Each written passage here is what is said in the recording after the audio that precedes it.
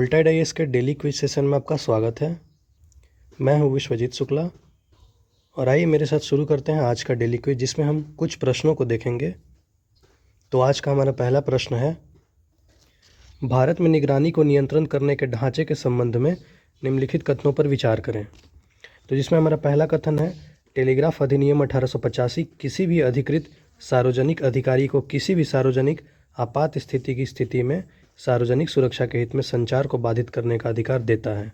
दूसरा कथन है, इलेक्ट्रॉनिक्स और संचार मंत्रालय को कॉल को इंटरसेप्ट करने के आदेश पारित करने का अधिकार देता है। यहाँ कॉल को इंटरसेप्ट करने का मतलब कॉल टैप करना है।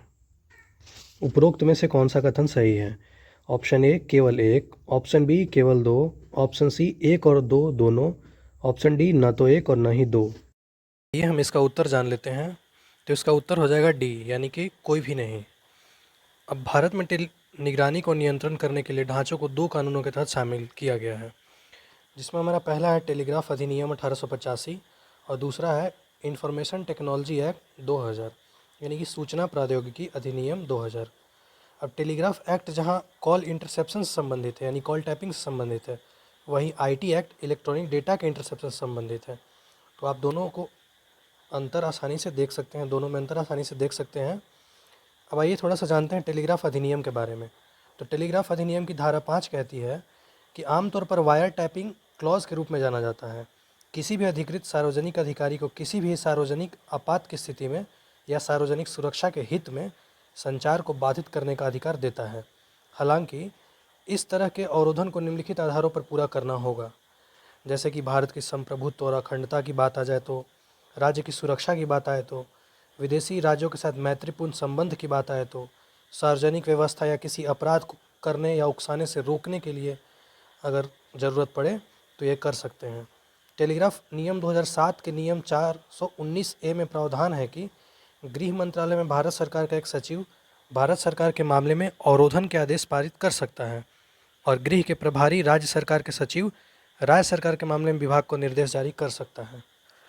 तब आइए देखते हैं आज का दूसरा प्रश्न। निम्नलिखित कथनों पर विचार करें। पहला कथन है, उस केंद्र शासित प्रदेश के राज्यपाल और प्रशासक अप्सपा के तहत किसी भी क्षेत्र को आसान क्षेत्र घोषित कर सकते हैं। अप्सपा यानी कि armed force special power act, जो आप जानते होंगे। 1942 में लॉर्ड लिनलिथगो द्वारा सशस्त्र बल विशेष बल अधिनियम लागू किया गया था।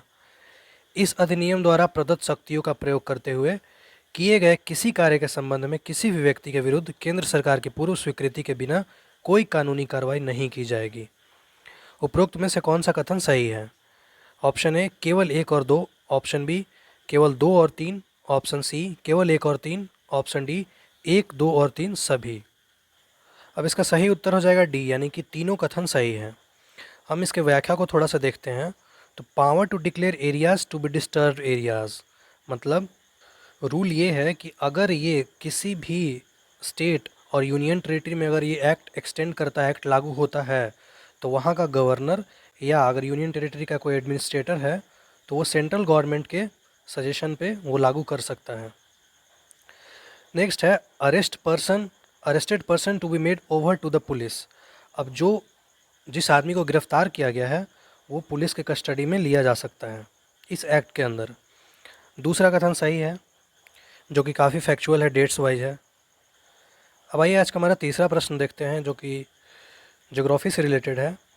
निम्नलिखित देशों पर विचार करें। पहला पश्चिमी तट, दूसरा जॉर्डन, तीसरा गाजा पट्टी, चौथा लेबनान। उपरोक्त में से कौन भूमध्य सागर के साथ सीमा साझा करती है?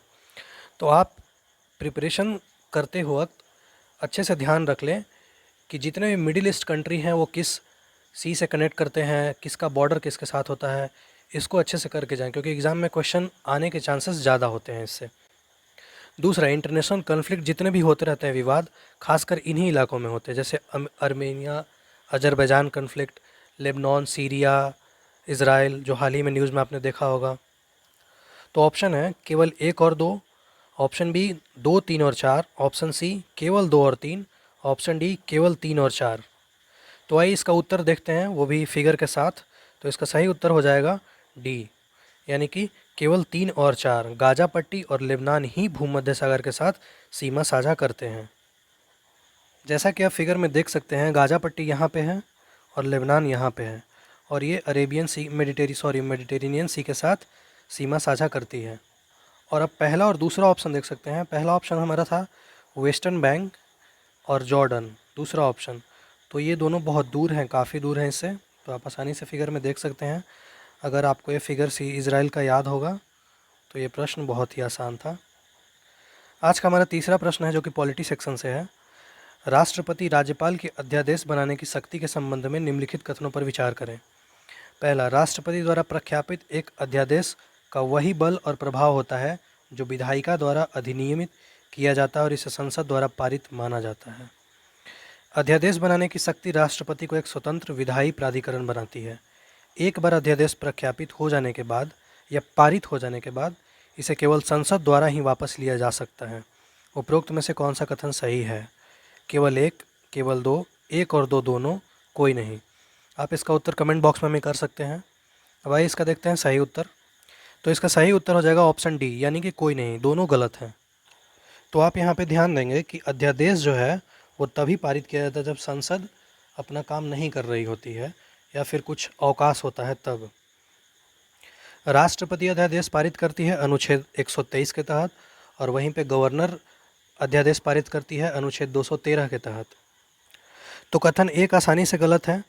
पारित अध्यादेश को संसद द्वारा पारित नहीं माना जाता है क्योंकि वो राष्ट्रपति पारित करता है। एक अध्यादेश के लिए संसद द्वारा पारित होना अनिवार्य है। विधायिका के समक्ष अध्यादेश रखने की आवश्यकता का अनुपालन करने में विफलता एक गंभीर संवैधानिक उल्लंघन होता है और संवैधानिक प्रक्रिया का भी दुरुपयोग है। एक अध्यादेश अनुच्छेद 123 या अनुच्छेद 213, जैसा कि अभी मैंने बताया, 123 यानी राष्ट्रपति और 213 यानी राज्यपाल के तहत पारित किया जाता है। उसका वही बल और प्रभाव है जो विधायिका द्वारा अधिनियमित कानूनों के रूप में है, लेकिन इसे विधायिका के समक्ष रखा जाना चाहिए। दूसरा, विधायिका के पुनः समवेत होने के 6 सप्ताह बाद या इससे पहले भी यदि इसे अस्वीकृत करने वाला कोई प्रस्ताव पारित हो जाता है तो यह अध्यादेश काम करना ऑटोमेटिक बंद कर देता है। आज का हमारा आखिरी प्रश्न है जिसे हमने कला संस्कृति से लिया है। कथक नृत्य शैली के संबंध में निम्नलिखित कथनों पर विचार करें। पहला कथन है, घुटने के चक्कर इस नृत्य शैली की एक महत्वपूर्ण विशेषता है। मुगलों के आगमन के साथ इस नृत्य शैली को भारी गिरावट का सामना करना पड़ा। तीसरा कथन है, रासलीला कथक नृत्य का प्रमुख विषय था। उपरोक्त में से कौन सा कथन सही है? ऑप्शन ए केवल एक और दो, ऑप्शन बी एक और तीन, ऑप्शन सी केवल तीन, ऑप्शन डी तीनों सही हैं। अब आइए जान लेते हैं इसका सही उत्तर। तो इसका हमारा सही उत्तर हो जाएगा ऑप्शन बी, केवल एक और तीन सही हैं, क्योंकि मुगलों के आने के बाद इस नृत्य शैली में गिरावट का सामना नहीं करना पड़ा था। और घुटने के चक्कर से यहाँ आप समझिएगा कि एक पैर पे खड़े होके और एक पैर को गोल गोल रोटेट करना होता है कथक नृत्य शैली में। मुगलों के आने के बाद इस नृत्य शैली को एक नई गति मिली थी। मंदिर के प्रांगण से महल के दरबार में संक्रमण हुआ, जिसके कारण प्रस्तुतिकरण में परिवर्तन आवश्यक हो गया। हिंदू मुस्लिम दोनों दरबारों में कथक अत्यधिक शैलीबद्ध हो गया और इसे मनोरंजन का एक परिष्कृत रूप माने जाने लगा।